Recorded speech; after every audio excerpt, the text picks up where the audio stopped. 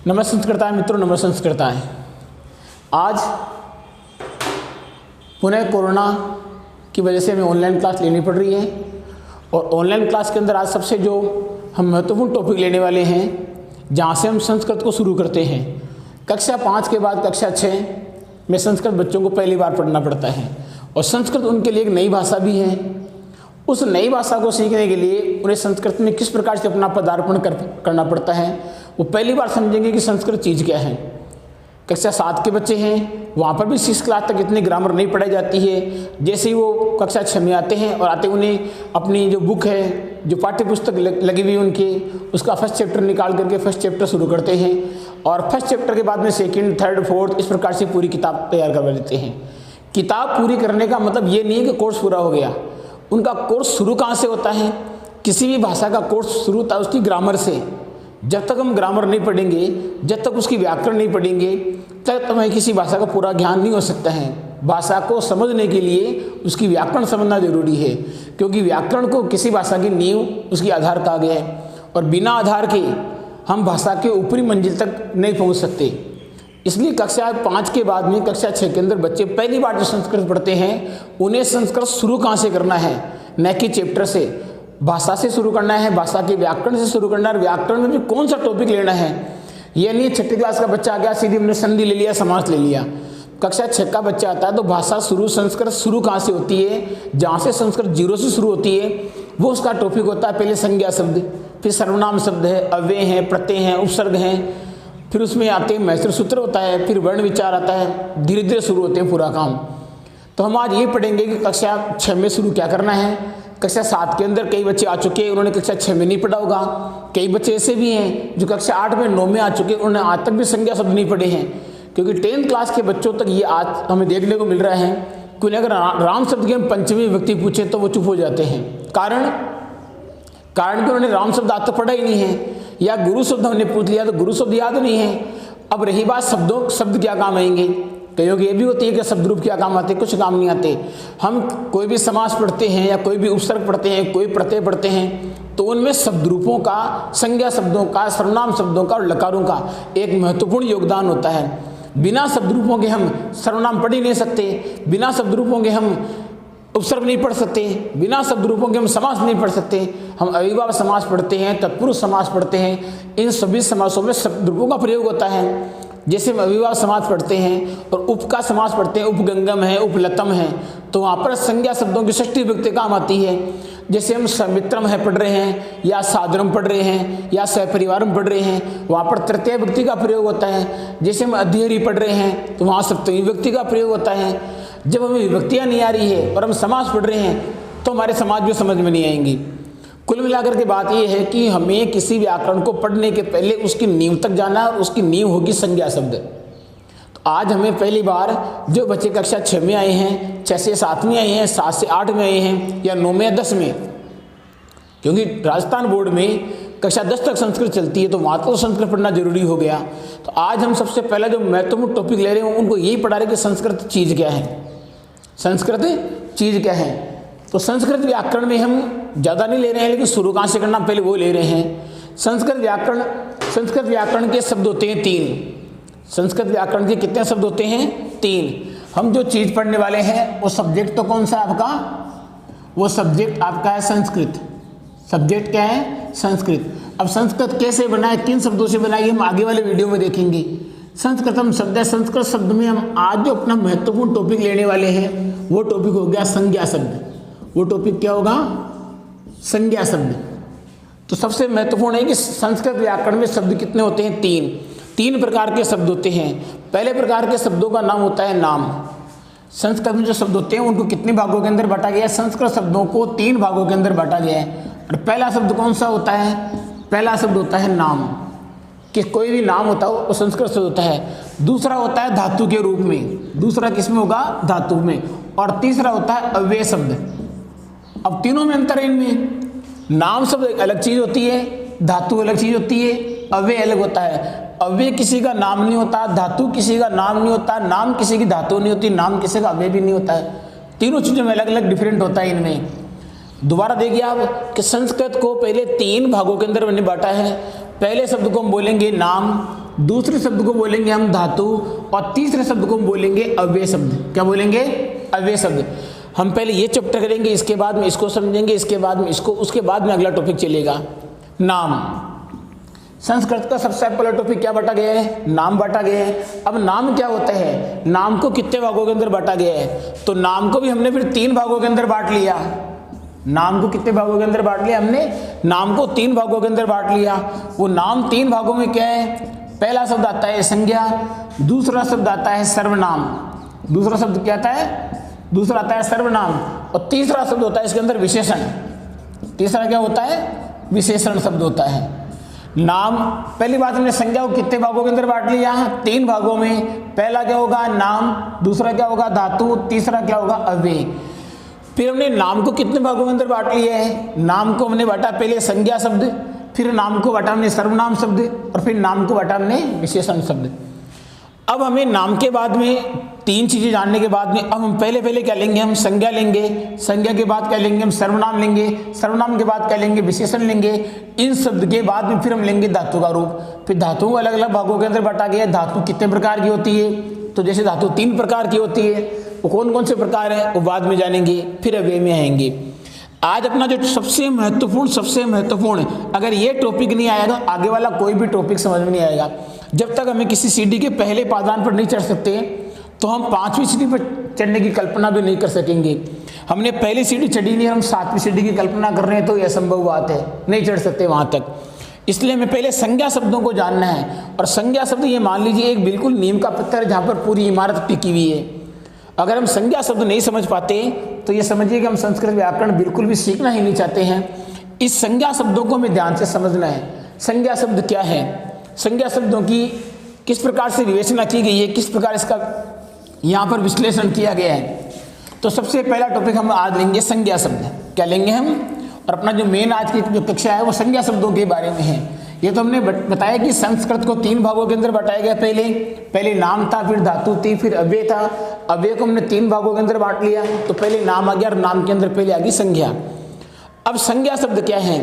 संज्ञा शब्द के 3 भेद हो गए, लेकिन संज्ञा शब्द हम समझने के पहले थोड़े आते हैं वचन में, क्योंकि हम संज्ञा शब्द समझेंगे तो संज्ञा शब्द एक वचन भी होता है, संज्ञा शब्द द्विवचन भी होता है, और संज्ञा शब्द बहुवचन भी होता है। संज्ञा शब्द इन वचनों के साथ साथ संज्ञा शब्द लिंगों में होता है, जो कि संस्कृत में 3 लिंग होते हैं। पुल्लिंग भी होता है, और संस्कृत में स्त्रीलिंग भी होता है, और संस्कृत में नपुंसकलिंग भी होता है। क्योंकि अन्य भाषाओं की तुलना में यहाँ पर हर चीज़ विस्तृत रूप से है। जैसे हम कहाँ पढ़ रहे हैं? एक वचन द्विवचन पढ़ रहे हैं, या एक वचन बहुवचन पढ़ रहे हैं। यहाँ पर वचन भी 3 है और लिंग भी 3 है। अब रही बात वचनों में, पहले वचन इसलिए पढ़ना कि संज्ञा शब्दों के अंदर वचन भी आएंगे, संज्ञा शब्दों में लिंग भी आएंगे।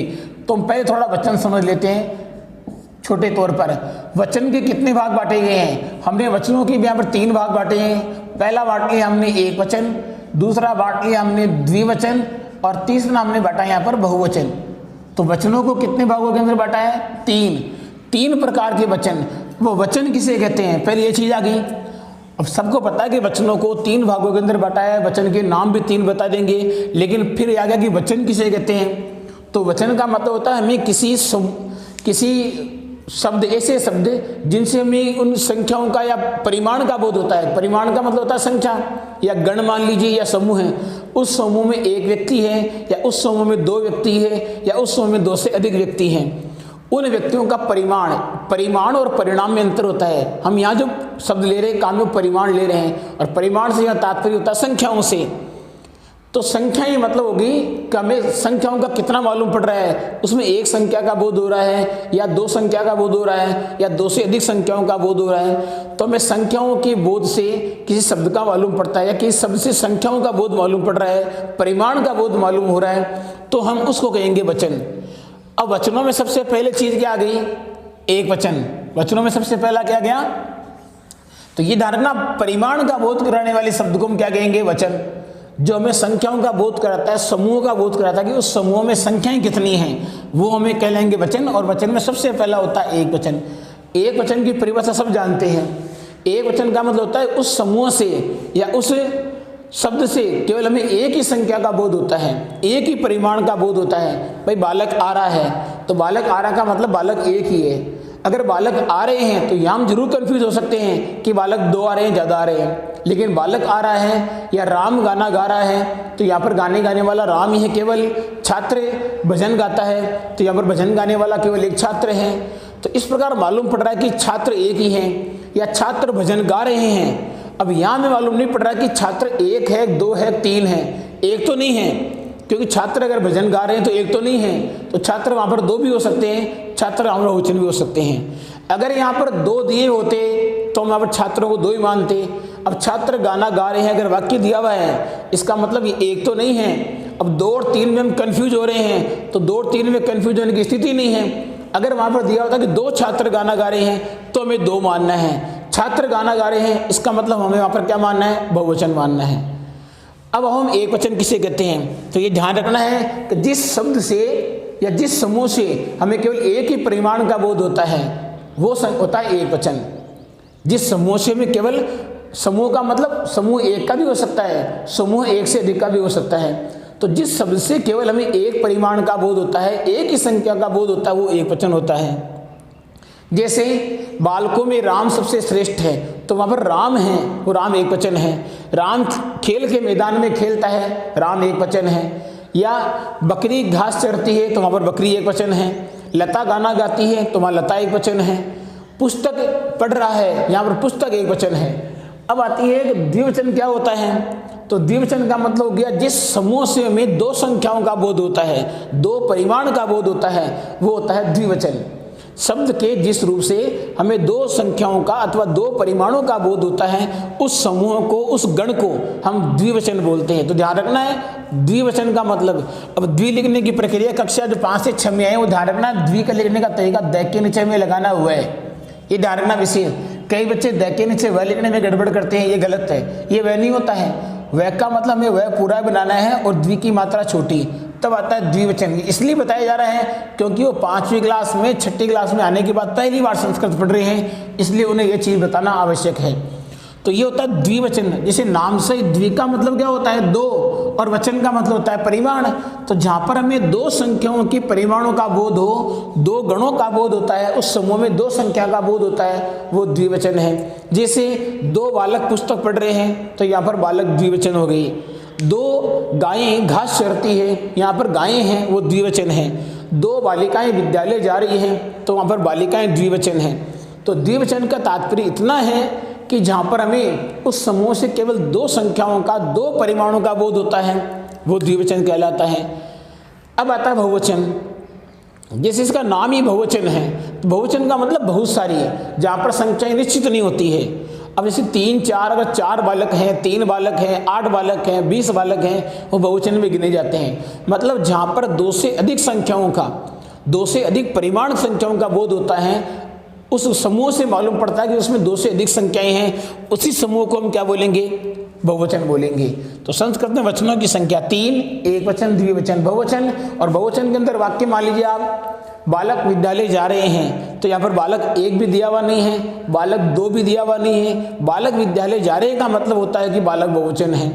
छात्र पढ़ते हैं, अब छात्र पढ़ते हैं में न तो एक वचन हुआ न द्विवचन हुआ, और यह क्या हो गया, बहुवचन हो गया।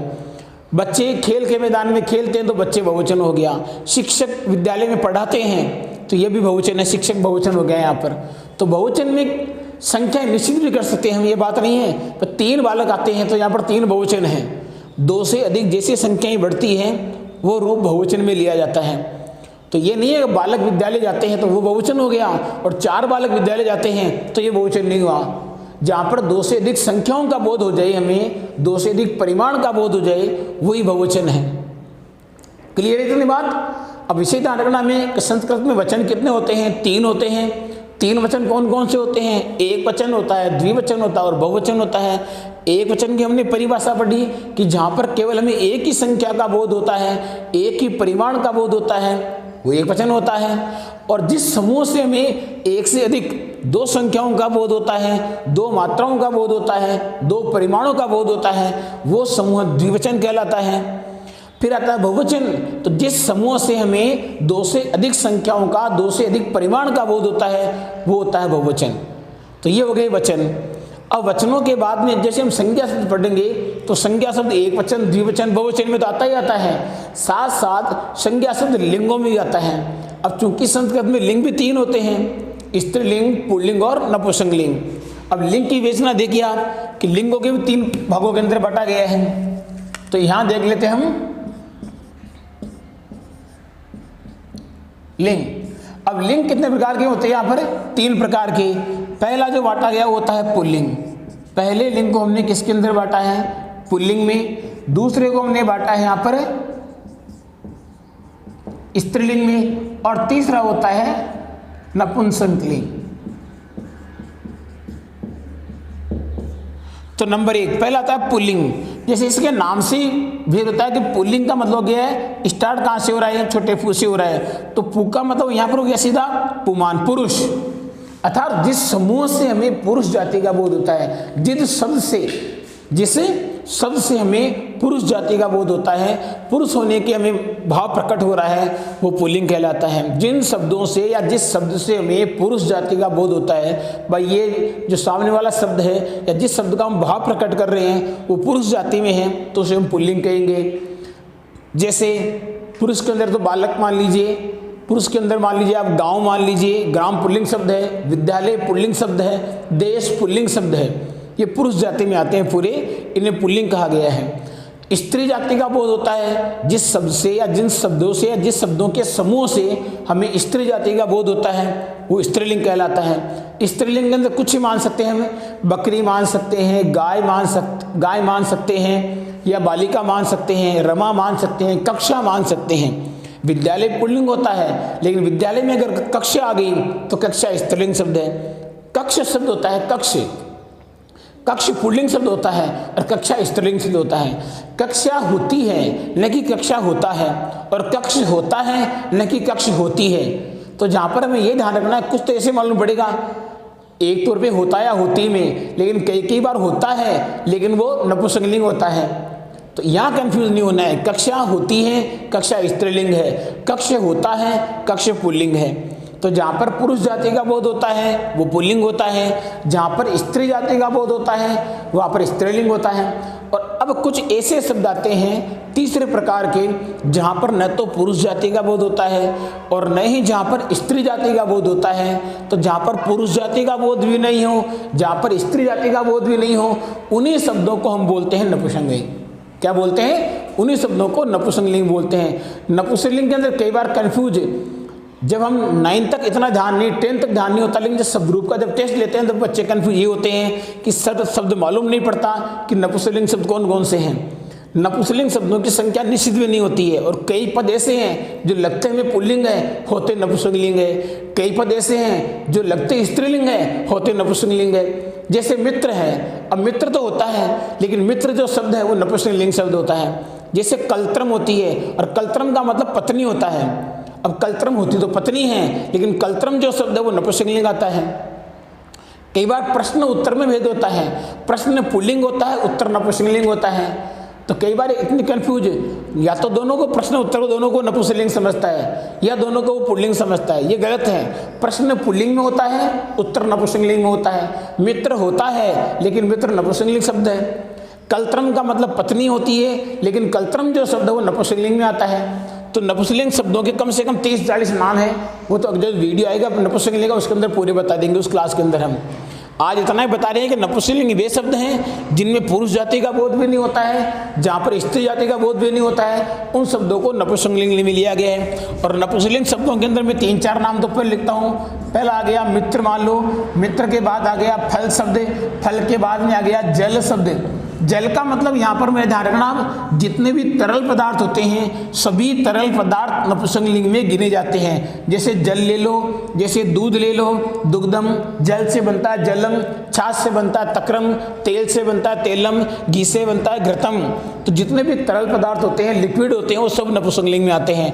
पाप ले लो, पुण्य ले लो, शस्त्र ले लो, शास्त्र ले लो, इन शब्दों की जो चर्चा हम आगे वाली क्लास के अंदर बहुत बड़े रूप में करेंगे, जहाँ पर लगभग 30 से 40 शब्द आपको नपुंसकलिंग में और लिखवा दूंगा आपको इसके अलावा।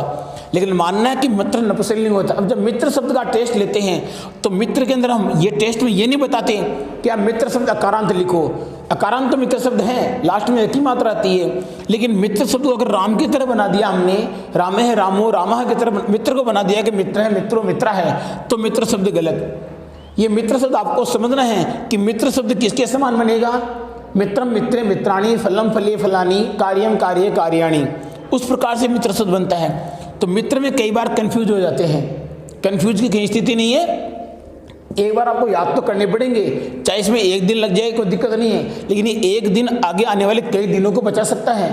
अरे मित्र शब्द के में लगभग आपको 40 नाम लिख दिए, जो 40 मेन शब्द जो नपुंसकलिंग में आते हैं, वो 40 शब्द याद करने में पहचानने में एक दिन लग जाए कोई दिक्कत नहीं है। आगे आने वाले कई टेस्ट आपके बिल्कुल सही हो सकते हैं। आपने यहाँ पर 5 से 10 मिनट याद किया, एक बार देख लिया, एक बार देखने मात्र से पढ़ाई नहीं होती। अगर पढ़ाई इतनी सरल होती तो फिर कोई कर लेता। हर चीज़ कठिन भी नहीं होती तो हर चीज़ सरल भी नहीं होती है। तो ये ध्यान रखना, तीनों लिंग हो चुके हैं, पहला पुल्लिंग हो गया, दूसरा स्त्रीलिंग, तीसरा नपुंसकलिंग। नपुंसकलिंग के नाम मित्र, फल, जल और पाप, आगे और बहुत सारे भी हैं इत्यादि मान लीजिए आप। अब हम करेंगे संज्ञा शब्दों के अंदर हम जाते हैं। तो संज्ञा शब्दों में जाने के लिए अब देखिए पहला शब्द ले लेते हैं हम संज्ञा शब्दों में। अब संज्ञा शब्द में एक चीज और, संज्ञा शब्द भी 2 प्रकार के होते हैं। संज्ञा शब्द कितने प्रकार के होते हैं? 2 प्रकार के। एक होता है स्वरांत, एक होता है व्यंजनांत। एक शब्द तो क्या होता है? स्वरांत, एक होता है व्यंजनांत। ये शब्द बाद में आएंगे, इसलिए मैं पहले बताना चाहता हूं आपको। एक तो होता है स्वरांत संज्ञा शब्द, एक होता है व्यंजनांत। एक क्या होता है? व्यंजनांत। स्वरांत और व्यंजनांत में क्या अंतर है? स्वरांत और व्यंजनांत में अंतरांत। स्वरांत किसे कहते हैं? स्वरांत को हम ये भी कह सकते हैं अच, क्या बोल सकते हैं इसको? अच, और इसको हम बोल सकते हैं हल। इनकी ये परिभाषा भी कैसे हुई, तो ये जानने के लिए आप देखो, अच का मतलब जब हम मैत्री सूत्र की क्लास दोबारा पढ़ेंगे तब मालूम पड़ेगा कि अच क्या होता है और हल क्या होता है। हम मैत्री सूत्र के शुरुआती 4 सूत्र लेंगे, पहला ए ई उण, दूसरा रीलिक, तीसरा एवं और चौथा अयोच। तो अयोच में ऐसे लगा करके चैतक जितने समूह आता है वो कहलाता है अच, और अच का मतलब होता है स्वर। और इस शब्द का जो अगर हम संधि तोड़ेंगे तो इस शब्द का संधि होता है स्वर और अंत, अर्थात जिस शब्द के अंत में कौन आ रहा है? स्वर है, उन शब्दों को हम क्या बोलेंगे? स्वरांत। जैसे अच का मतलब ए की मात्रा भी आ सकती है, आ की मात्रा भी आ सकती है, ई की मात्रा भी आ सकती है, री वाला रेसी भी आ सकता है, तो वो शब्द क्या कहलाएंगे? स्वरांत। तो स्वरांत से तात्पर्य इतनी छोटी सी परिभाषा है कि जिन शब्दों के अंत में, अरे अंत का मतलब होता है, जैसे मैंने यहाँ लिख दिया राम, अब राम का जो अंत हो रहा है वो कहाँ हो रहा है? मैं में हो रहा है, और मैं का भी अंत कहाँ हो रहा है? मैं का अंत ए के साथ हो रहा है। तो मैं का अंत ए के साथ होने के कारण ए क्या है? स्वर है, इसलिए राम को क्या बोलेंगे हम? स्वरांत। क्या बोलेंगे? स्वरांत। ये स्वरांत शब्द हो गया। हलंत शब्द के अंदर तात्पर्य होता है कि लास्ट का शब्द क्या आना चाहिए? हल। हल का मतलब होता है वर्ण, और वर्ण का मतलब होता है सबसे छोटी इकाई। छोटी इकाई में भी कौन सा है? व्यंजन, न कि स्वर। अब ये भी वर्ण ही है, होने को वर्ण तो ए भी वर्ण होता है, लेकिन यहाँ पर स्वर नहीं आना चाहिए। इसके अंदर शब्द आ गया, जिसमें मान लीजिए आप कौन सा? राजन शब्द। राजन क्या है? लास्ट में देखो आप, स्वर नहीं है, राजन स्वर नहीं है, तो फिर ये क्या है? ये हल है, इसलिए राजन शब्द को हम क्या बोलेंगे? व्यंजनांत। क्लियर इतनी बात? जिन शब्दों के अंत में स्वर नहीं आए और कौन आए? व्यंजन आए, उन शब्दों को हम क्या बोलेंगे? व्यंजनांत बोलेंगे, क्योंकि इसकी संधि भी क्या होगी? व्यंजन है अंत में जिसके, अर्थात व्यंजन का मतलब हो गया हल, अंत का मतलब हो गया लास्ट में, अंत में। तो जिन शब्दों के अंत में क्या आ रहा है? व्यंजन। उदाहरण के तौर पे लिख दो, आप राजन लिख दो। राजन के बाद ये भी लिख सकते हैं, आत्मन शब्द लिख सकते हैं। आत्मन के बाद और भी खूब सारे शब्द हैं। जगत शब्द ले लो आप, जगत में भी लास्ट में तय की मात्रा आती है। तो ये सभी शब्द क्या कहलाते हैं? व्यंजनांत। और राम ले लो, बालक ले लो, मित्र ले लो, फल ले लो, ये सभी शब्द क्या कहलाएंगे? स्वरांत। तो ये हमारा हो गया स्वरांत और व्यंजनांत। ये आपके समझ में आ जाना चाहिए कि स्वरांत क्या होता है और व्यंजनांत क्या होता है। अब किसी बच्चे को अगर परिभाषा पूछ ली कि स्वरांत क्या है, तो उसको चुप नहीं रहना है। जिन शब्दों के अंत में स्वर आता है वो स्वरांत कहलाते हैं। आराम से बिना किसी पूछे आप उसके कम से कम उदाहरण भी दीजिए। व्यंजनांत क्या होते हैं? तो जिन शब्दों के अंत में व्यंजन आते हैं उन्हें व्यंजनांत कहते हैं। उदाहरण आपके आराम से दो, आप जगत दे दो, राजन दे दो, आत्मन दे दो, और भी बहुत सारे शब्द हैं जो हम लिख सकते हैं। अब स्वरांत और व्यंजनांत ये 2 संज्ञा शब्दों के बाद में अब संज्ञा शब्द आता है एक चीज और विशेष। कक्षा 10th के अंदर लड़का जाता है, उसको अभी तक पता नहीं कि अकारांत क्या होता है, इकारांत क्या होता है। ये भी एक बहुत कन्फ्यूज की बात है। या कई बच्चे ऐसे हैं जो 9th क्लास में 10th क्लास में पहली बार स्कूल में आते हैं, उन्हें आज तक बताया नहीं गया है कि ये चीज़, ये क्या मामला हो गया है, कौन सी चिड़िया का नाम है अकारांत। उसको पूछते हैं अकारांत क्या होता है। अकारांत कहते ही वो ऊपर नीचे देखना स्टार्ट कर देता है कि अकारांत चीज़ क्या होती है। अकारांत का मतलब हो गया, लास्ट में आप इस शब्द को पकड़िए, क्या लिखा हुआ है, अकार। ये क्या लिखा हुआ है, अकार। अकार कहाँ है, अंत में। अर्थात अकार का मतलब हो गया एक की मात्रा, अंत का मतलब हो गया अंत में। तो जिन शब्दों के अंत में, जिन शब्दों के अंत में किसकी मात्रा है, एक की मात्रा। कक्षा नई जो क्लास के अंदर पढ़ रहे हैं, जिसने पहली बार ये चीज़ पढ़ रहे हैं, उनको ध्यान से सुनना है कि जिन शब्दों के अंत में एक की मात्रा आती है या एक की ध्वनि प्रकट होती है, उन सभी शब्दों को हम क्या बोलेंगे, अकारांत। मैं शब्द लिख रहा हूँ बालक। अब बालक का अंतिम जो शब्द हो क्या है, इस कै में से हम कै को निकालेंगे तो कै निकलेगा और अंत में क्या आएगा, ए। ये नहीं है कै का अगर हम संधि विच्छेद कर रहे हैं तो पहले तो आ गया ए और बाद में निकल रहा है कै, ये तो संधि बिल्कुल ही गलत हो रही है। ये उल्टा है, पहले कौन आएगा, कै, और कै। ये कै कब बना, जब कै के अंदर कौन मिला, ए, तब ये कै जाकर के पूर्ण कै बना है। तो अंत में कौन आ रहा है, ए। जिन शब्दों के अंत में कौन आ रहा है, ए, उन्हीं शब्दों को हम क्या बोलते हैं, अकारांत। हाँ बिल्कुल सही है कि फल शब्द है और फल के अंत में कौन आ रहा है, ए, तो हम फल को भी कहेंगे तो अकारांत ही। हालांकि नपुंसकलिंग है लेकिन अकारांत तो है। शब्द आ गया राजन, शब्द आ गया। अब राजन शब्द को हम अकारांत नहीं बोल सकते क्योंकि जो न है, इस न में ए तो है ही नहीं, न में ए तो है ही नहीं। या मैं लिख रहा हूँ, मान लीजिए पितृ शब्द लिख रहा हूँ, तो पितृ के लास्ट में कौन आ रहा है, ऋषि वाला री आ गया, तो री क्या अकारांत हो सकता है क्या, अकारांत नहीं हो सकता है। तो वे शब्द जिनके अंत में कौन आता हो, ए, उन्हें हम क्या बोलेंगे, अकारांत। और अब रही बात कि पुल्लिंग किसे कहते हैं, वे अकारांत शब्द, वे अकारांत शब्द जिनसे हमें पुरुष जाति का बोध होता है। वे अकारांत शब्द जिनसे हमें पुरुष जाति का बोध हो रहा है, उन्हें कहेंगे हम अकारांत पुल्लिंग। और वे शब्द जिनसे अकारांत तो है लेकिन स्त्री जाति का बोध हो रहा है, वो फिर स्त्रीलिंग कहलाएंगे। हम केवल अकारांत की बात कर रहे हैं, तो अकारांत के अंदर वही शब्द आएंगे जिनके अंत में किसकी मात्रा आती हो, आ की मात्रा। ए की मात्रा आते ही वो अकारांत हो जाएगा। और अगर अंत में मात्रा आ रही हो आ की, अब कंफ्यूज नहीं, अब तो आप आगे वाले सब परिभाषा जान जाओगे। अब लिख रहा हूँ मैं रमा। रमा शब्द कौन सा है, तो सब जानते हैं कि रमा स्त्रीलिंग तो है, लेकिन रमा के अंत में कौन है, पहले माँ। माँ में से कौन निकल गया, मैं के अंदर स्वर कौन सा मिला हुआ है, आ। तो इसका मतलब रमा क्या हो गया, आकारांत हो गया। रमा क्या हो गया, आकारांत। इसी प्रकार मति मान लीजिए, मति में अंत में कौन है, तय। तो तय में से स्वर कौन सा निकल गया, ई भी कौन सा निकला, ह्रस्व, तो ये हो गया इकारांत। अब मैंने ले लिया यहाँ पर नदी। अब ये भी इकारांत ही है और ये भी इकारांत है, लेकिन यहाँ पर ई कौन सी आई, ह्रस्व ई आ गया, तो ये इकारांत छोटा हो गया। यहाँ पर ई कौन सी आ रही है, दीर्घ ई आ रही है, तो ये इकारांत दीर्घ हो गया। अब ये भी इकारांत ही है। कवि, भाई मति में ह्रस्व ई आ रहा है, तो कवि में ई कौन सा आ रहा है, इसमें भी ह्रस्व ई आ रहा है। यहाँ पर जो ई आ रहा है शब्द बन रहा है वो स्त्रीलिंग बन रहा है, और यहाँ पर जो ई आ रहा है वो शब्द कौन सा बन रहा है, पुल्लिंग बन रहा है। तो ये भी इकारांत ही है लेकिन ये पुल्लिंग है, ये भी इकारांत ही है लेकिन ये स्त्रीलिंग है। और ये होता है इकारांत। इकारांत थोड़ा इसमें जोड़ लगेगा क्योंकि दीर्घ ई लास्ट में, इसमें ये भी इकारांत है, स्त्रीलिंग है। तो ये अब आप जान चुके हो कि लास्ट के अंदर मात्रा जो लगी हुई अंत में, उसी प्रकार उस शब्द का नाम जाना जाता है। गुरु शब्द है तो गुरु के अंत में मात्रा उकी हो गई तो वो उकारांत हो गया। अब ये आपके अकारांत और अकारांत वाले जो कन्फ्यूजन था, ये लगभग दूर हो जाना चाहिए। अब आते हैं अकारांत। आज हम केवल अकारांत शब्द पढ़ेंगे और अकारांत शब्द के अंदर पढ़ेंगे पुल्लिंग और नपुंसकलिंग दोनों के रूप। लेकिन ध्यान रखना, एक दिन का केवल एक शब्द रूप बहुत ज्यादा होता है। एक दिन में आराम से, चाहे टाइम कितना लग जाए, इन शब्दों को याद कैसे करना है, ये विशेष ध्यान रखने की बात है आपको। आज हम केवल पढ़ेंगे इतना ही शब्द कि लिख रहा हूं मैं यहां पर एक वचन, क्योंकि वचन भी तीन होते हैं ना। एक वचन आ गया, एक वचन के बाद मैंने यहां ले लिया द्विवचन, और द्विवचन के बाद लिख दिया मैंने यहां पर बहुवचन। अब इसमें एक चीज और विभक्तियां आती है। विभक्तियां मैं लिख रहा हूं, पहले कौन सी विभक्ति आ रही है, प्रथमा विभक्ति। फिर कौन सी विभक्ति आ रही है, द्वितीय विभक्ति। द्वितीय के बाद में कौन सी आ रही है, तृतीय विभक्ति। और तृतीय के बाद विभक्ति कौन सी हो गई, चतुर्थी। और विभक्तियां ध्यान रखना हमेशा स्त्रीलिंग होती है, कंफ्यूज नहीं होना है, विभक्तियां कभी पुल्लिंग नहीं होगी। पंचमी विभक्ति, पंचमी के बाद जो विभक्ति आती होती है षष्ठी। ध्यान रखना षष्ठी के अंदर ठीक की मात्रा बड़ी छोटी मत कर देना, नहीं 60 हो जाएगा। अगली विभक्ति आती है कौन सी, सप्तमी और विभक्तियां 8 नहीं होती है, विभक्तियां केवल 7 होती है। एक होता है कौन? संबोधन। संबोधन होती नहीं है, संबोधन होता है। इसी प्रकार हम अगले शब्द में आएंगे, उसमें लिखता हूं मैं एक वचन, द्विवचन, बहुवचन। विभक्तियां आप सब जान चुके होंगे, एक वचन, द्विवचन और कौन सा वचन? बहुवचन।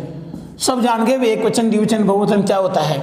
इधर ले रहा हूं मैं पहले, सबसे पहला शब्द ले रहा हूं राम। हम राम से शुरू करते हैं। राम क्या है? राम अकारांत है, और अकारांत में भी कौन सा है? पुल्लिंग है। अब जान चुके आप पुल्लिंग क्या होता है, और राम पुल्लिंग क्यों है? राम पुल्लिंग क्यों है ये देख लेना। अब आप राम शब्द, अब आपको शब्द लिखना कैसे, याद कैसे करना है, ये सबसे मेन बात तो ये है। याद करने का तरीका क्या रहेगा? हमेशा तरीका ये रहेगा, सबसे सरल मैं कर रहा हूँ याद करने का। अगर आप इनको, हम किसी भी गिनती को याद करते हैं, अगर हम लगातार 1 2 3 4 5 6 7 करेंगे तो गिनती केवल याद होगी। उस गिनती को समझने के लिए हमें पहले 1 की लाइन में जाना होगा, फिर 11 की लाइन में, फिर 21 31, क्योंकि हमें अगर मान लो लिखाना है 76 लिखाना है या 76 लिखाना है, तो 76 के लिए हम गिनती को 1 से लगा करके 100 तक बोलेंगे नहीं। 76 के लिए हमें पहले सीधे 71 की लाइन में जाना पड़ेगा, मतलब 71 की लाइन में जाना पड़ेगा, और 71 से सीधा क्या आएगा? 76 आ जाएगा। अगर हम 1 से लगा करके 76 तक बोलेंगे तो लगभग आधा घंटा इसी में हो जाएगा। फिर हमने पूछ लिया 99 लिखिए, तो 99 लिखने के लिए फिर 1 से बोलो 99 तक, गलत, तुरंत 91 की लाइन में आएंगे और 99 लिख देंगे। ये तरीका होता है। शब्दरूप अगर हम याद कर रहे हैं तो शब्दरूप का तरीका होगा, सबसे पहले मैंने लिखा है यहाँ पर क्या? राम है लिखा है। राम के बाद फिर मैंने क्या लिखा है यहाँ पर? रामम लिखा है। रामम के बाद फिर मैंने क्या लिखा है? रामायण। रामायण के बाद मैंने क्या लिखा? चतुर्थी में रामाय। पंचमी में मैंने क्या लिखा है यहाँ पर? रामात। रामात के बाद मैंने क्या लिखा है? रामस्य। रामस्य के बाद क्या लिखा है? रामे। और रामे के बाद क्या लिखा है? हे राम। हे राम को मैं संबोधन भी लगा दिया। अब अगर मैं ये लिखूं मान लो तो भी संबोधन ही है, ध्यान रखना आप। अगर हे नहीं लगाया तो कोई गलती नहीं यहाँ पर, या मान लीजिए आप ये भूल गए और आपने अगर यहाँ पर हे लगा दिया तो भी सही है। ये नहीं भाई हे लगा करके चिन्ह लगाओ, ये चिन्ह का मतलब भी अपने आप में क्या होता है? हे होता है। तो अगर आप ये भी नहीं लिखो तो भी इसका मतलब हे राम ही होता है, राम नहीं होता है, ध्यान रखना इस चीज का। अब आ गया द्विवचन। द्विवचन याद करने के लिए हम यहाँ लगाएंगे क्या? रामऊ। यहाँ पर क्या लगाएंगे? वापस रामऊ।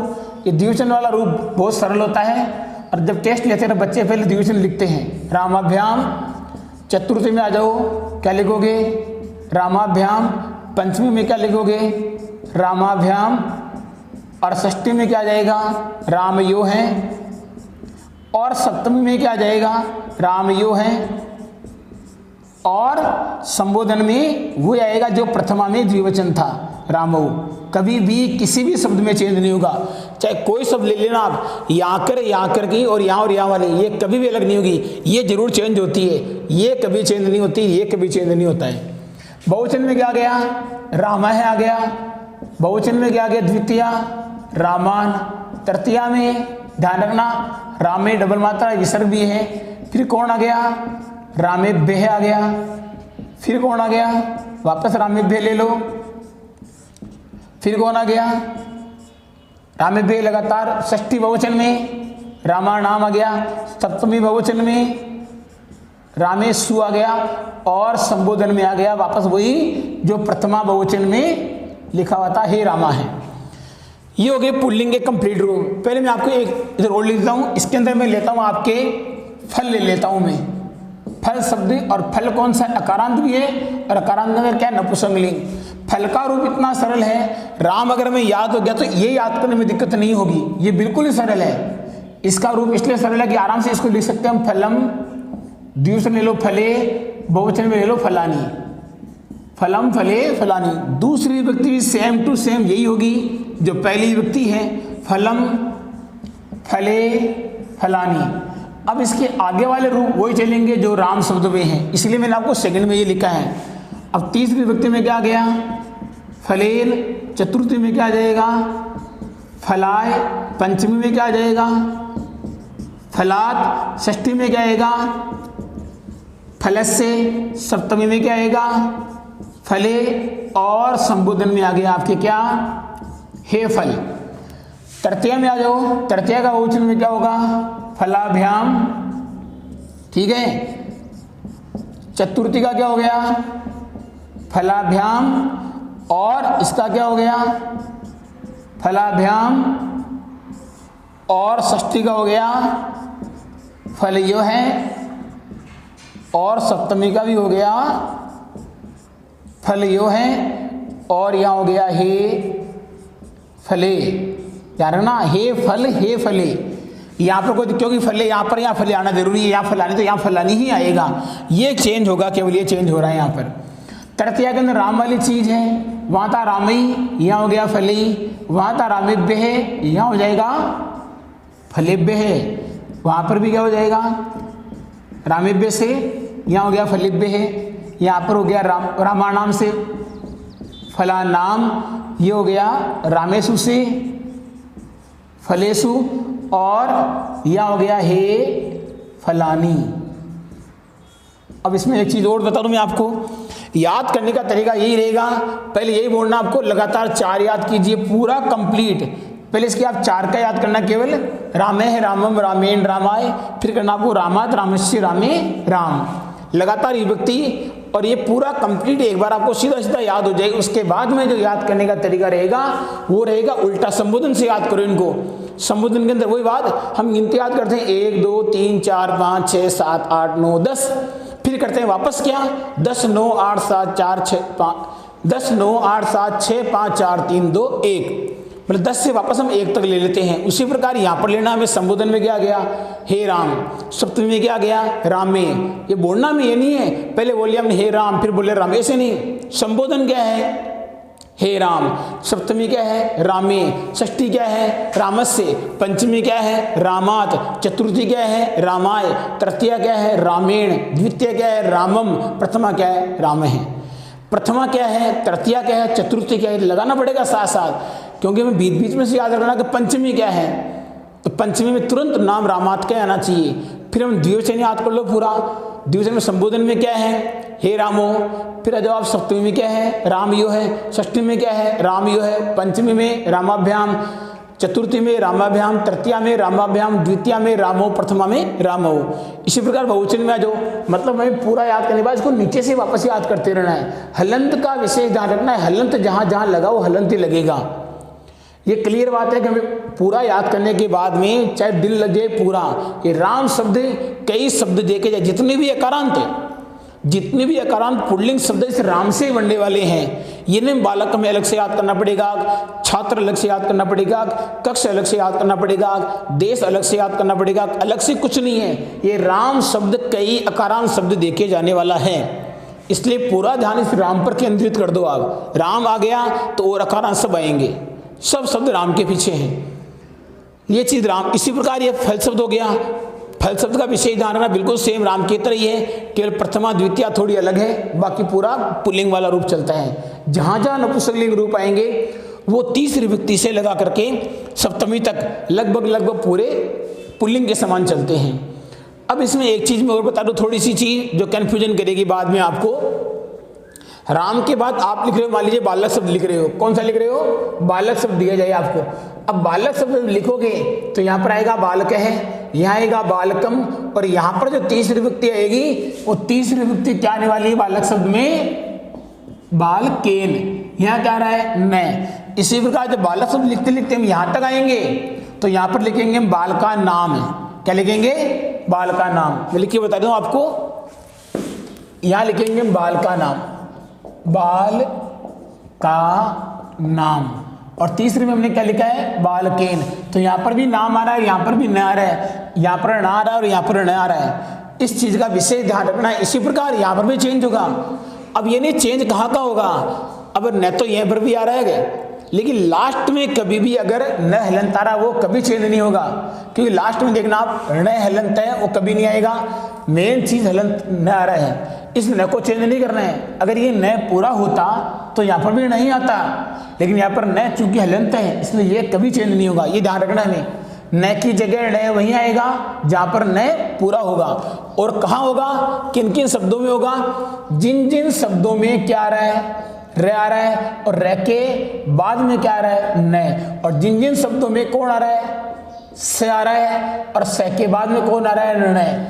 र और स जिन शब्दों में आ रहे हैं वहां पर न के स्थान पर क्या हो जाएगा, ण हो जाएगा। ध्यान रखना विशेष है।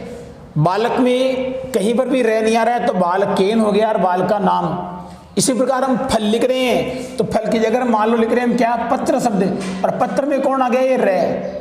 पत्र में कौन आ गया, र आ गया। इसलिए यहाँ पर क्या हो जाएगा, पत्रम, यहाँ पर पत्रे, यहाँ पर पत्राणी, न की जगह णी, न की जगह णी। यहाँ कितनी जगह आएगा, 5 जगह आएगा।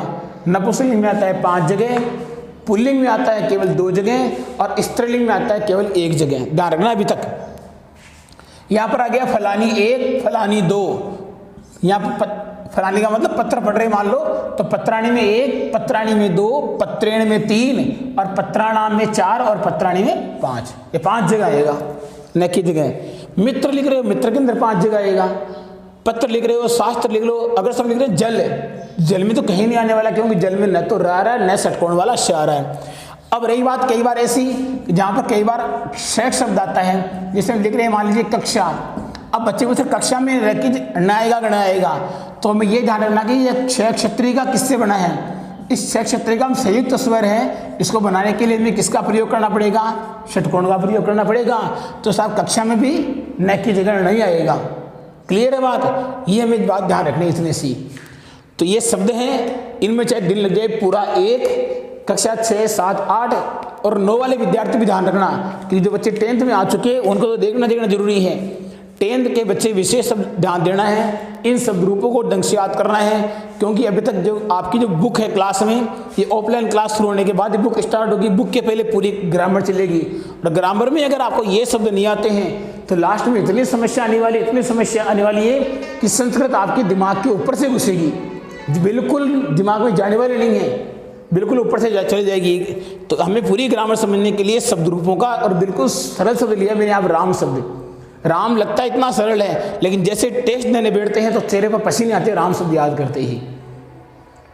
और जो बच्चे कक्षा 5 से 6 के अंदर पहली बार पढ़ रहे हैं उनको इसलिए पढ़ाया जा रहा है ताकि आने वाले जो 7th, 8th, 9th है वो कम से कम आपको मजबूत हो। दोबारा आपको 7th क्लास में आकर ये राम शब्द तो कम से कम नहीं पढ़ना पड़े। इसलिए जितने भी नए बच्चे हैं 10th क्लास तक के, वो कम से कम इन शब्दों को तुरंत याद कर लो। आगे आने वाली क्लास के अंदर से आगे वाले शब्द रूप पढ़ेंगे। आज केवल 2 शब्द लिए हैं, अगली बार भी 2 शब्द लेंगे। अब ये 2 शब्द के लिए आपके पास में 1-2 दिन का टाइम है। पूरी एक चीज बीच बीच में से ही आपको पूछे राम शब्द की तरक्या बहुवचन क्या होता है तो तुरंत दिमाग में चाहिए राम ही होता है, तुरंत ध्यान राम ही पर जाना चाहिए।